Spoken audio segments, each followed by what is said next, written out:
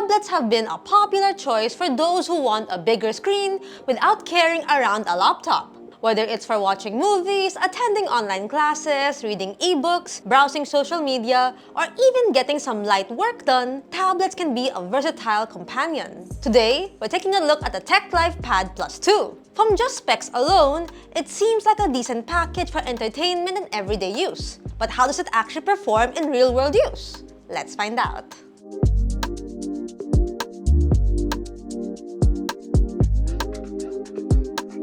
Starting with the design, the TechLife Pad 2 keeps things simple and minimalist. The tablet features a metal body that feels sturdy in the hand.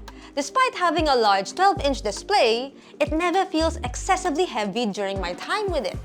In fact, I was able to hold it with one hand for extended periods while reading comics, catching up on novels from my growing TBR list, or simply browsing through social media. The back panel also does a good job of resisting fingerprints, helping the tablet maintain a cleaner appearance even after prolonged use. When using the tablet in landscape orientation, facing the screen, the buttons are positioned along the top edge with the speakers on both sides. There's also the SIM card tray along with the microSD card slot for storage expansion, which is always a plus on our book. At 7.6mm thin, the tablet also feels reasonably sleek for its size. One thing worth noting is that there's no case included in the box. Given the large size of the display, a protective case would have been appreciated. The overall build quality leaves a positive impression.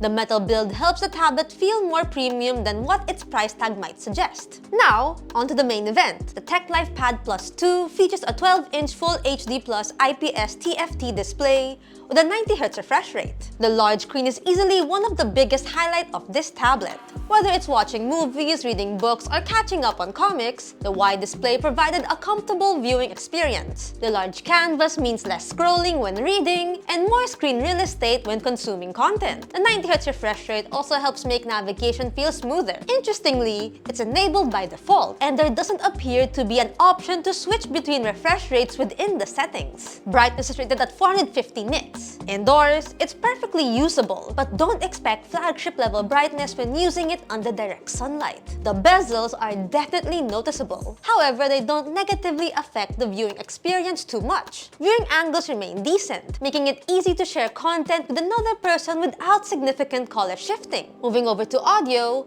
the tablet comes equipped with quad stereo speakers. Unfortunately, this ended up being one of the weaker aspects of the device. While vocals remain clear enough for movies, YouTube, and casual listening, the speakers aren't particularly loud. I often found myself maxing out the volume when watching content. But even then, it's not loud to my liking. Bass is also lacking, and the overall sound feels somewhat compressed compared to what you'd expect from a tablet marketed for entertainment. The speakers get the job done, but they don't fully take advantage of the large display's media-focused nature. As for biometrics, there's no fingerprint scanner. Security options are limited to traditional PIN, passcode, and pattern. The camera setup is fairly basic, consisting of an 8-megapixel rear camera and a 5-megapixel front. And honestly, that's perfectly fine. Most people don't buy tablets primarily for photography, and the TechLife Pad Plus 2 performs exactly how you'd expect in this category. Photos are usable for documentation purposes, scanning receipts, digitalizing paperwork,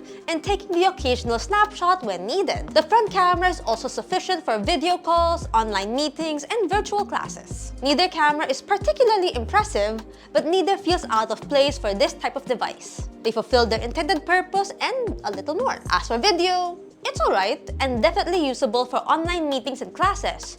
Nothing out of the ordinary for a tablet.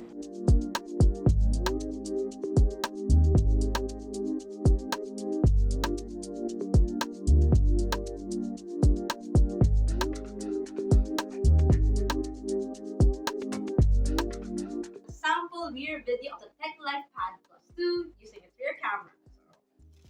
Here we go.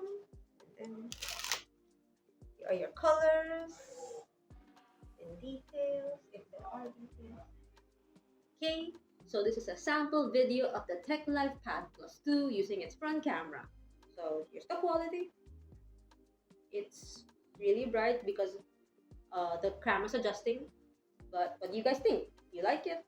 Is it good for video calls? Let us know in the comment section below. Powering the tablet is the Medio Helio G100, paired with 8GB of RAM and 128GB of expandable storage. Here are our benchmark results.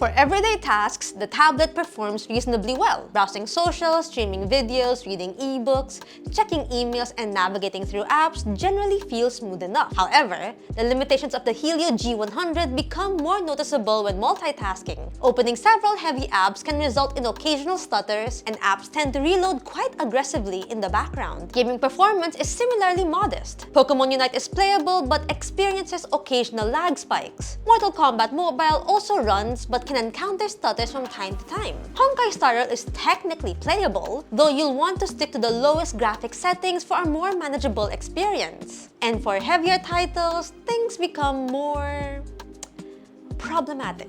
Both Wuthering Waves and Neverness to Everness could be installed, but in my experience, they crashed every time I attempted to launch them. The good news is that the thermals remain fairly controlled. The tablet never became excessively hot during gaming sessions, making it comfortable to hold even in long sessions. Ultimately, this isn't a gaming-focused tablet. It's much better suited for media consumption, web browsing, reading, and other casual tasks. That's about it. Software-wise, the TechLife Pad Plus 2 runs on Android 16. One of the things I appreciated most is how clean the software experience feels. The tablet comes with very little bloatware, with most of the pre-installed applications being standard Google apps. This helps keep the interface uncluttered and easy to navigate. For users who want a straightforward Android experience, that's definitely nice to have. However, the software isn't without its shortcomings. Oddly enough, there's no split screen support. There's also no floating window functionality and no desktop-style PC mode. For a device with a large 12-inch display, these drawbacks feel somewhat underwhelming. Tablets naturally lend themselves to multitasking, and having at least split-screen support would have made the device more useful for productivity. Combined with the aggressive app reloading behavior, the tablet ends up feeling more focused on content consumption rather than serious multitasking. Connectivity options here include LTE, Wi-Fi, Bluetooth, and USB Type-C. Having LTE support is a welcome addition, especially for users who frequently travel or need internet access outside Wi-Fi coverage. Meanwhile, battery life is one of the stronger areas of the tablet. In the PC Mark battery test, the tablet lasted 10 hours and 14 minutes. In our video loop test, it lasted 11 hours and 38 minutes of uptime. These results align nicely with the tablet's intended purpose as a media consumption device. It can comfortably stretch across an entire day without constantly searching for a charger. Charging, however, is a different story. The tablet only supports 18 watts charging, and it definitely feels slow for a device carrying a 9000 mAh battery. During my testing, it took nearly 2 hours to reach a full charge from 19%.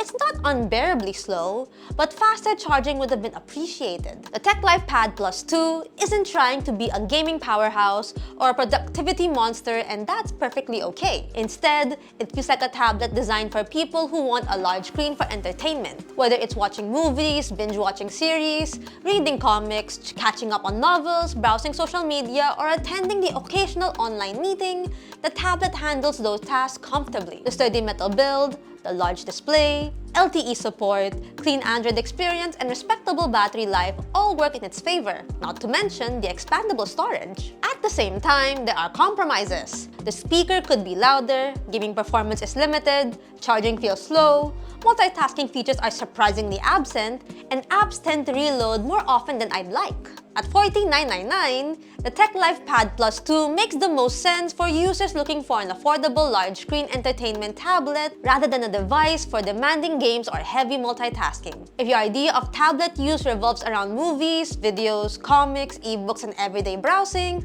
then the TechLife Pad Plus 2 does enough to justify a place on your shortlist. So, what do you think of the TechLife Pad Plus 2 so far? Let us know in the comment section below. If you find this video helpful, drop a like, subscribe to the channel, and follow us on our socials for more tech news and reviews. Again, this has been CJ, and I'll see you guys in the next video. Bye! See you later!